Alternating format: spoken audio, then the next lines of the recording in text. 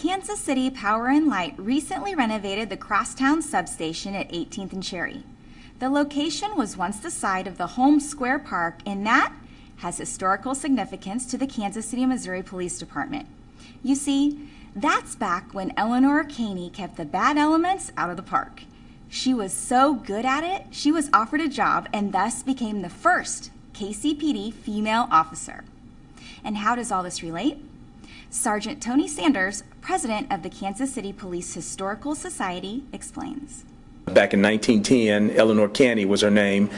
She was a playground director for the newly, commissioned playground there at Holmes Square, 18th and Holmes. She did her job so well that 200 to 300 kids every day would come from the surrounding areas to that first city park to go to the bathhouse that was situated there, be involved in activities and recreational games and what have you. Then Miss Caney would basically organize. Along with that, based on the area at the time, you had a lot of factories and factory workers that they tried to use the park for their own activities, and the Parks Board decided that they would ask the police board to commission her as a police officer. One of the significant things that happened with Miss Caney was, in fact, that she was considered, and still is considered, one of the first police women in America, not only in the Kansas City area, but in America, because women weren't even allowed to vote. We are appreciative for the Kansas City Power and Light Company to recognize her and recognize the ground there at 18th and Holmes during their renovation. And we think it'll be a good educational opportunity for all Kansas Cityans and people who travel and visit here. KCP&L could have simply constructed fencing around all of it, but instead committed considerable resources to connect it to the area's rich cultural heritage and reflect its ties with the area's art community. We spoke with KCP&L's Paul Snyder.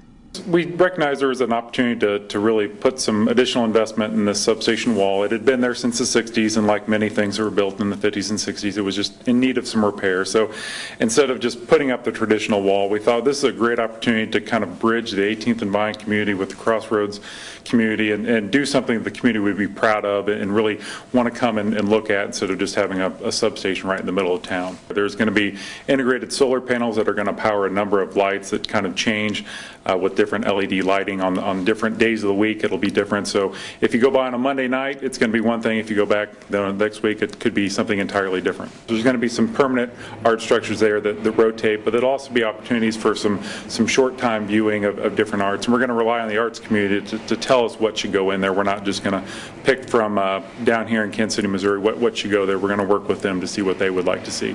We have a ribbon cutting for this on the evening of Friday, June 7th. It's kind of one of the first Fridays for the Crossroads District. So the mayor, our CEO, Terry Bassam, will be there, and several council members there to cut the ribbon to kind of christen this for the community.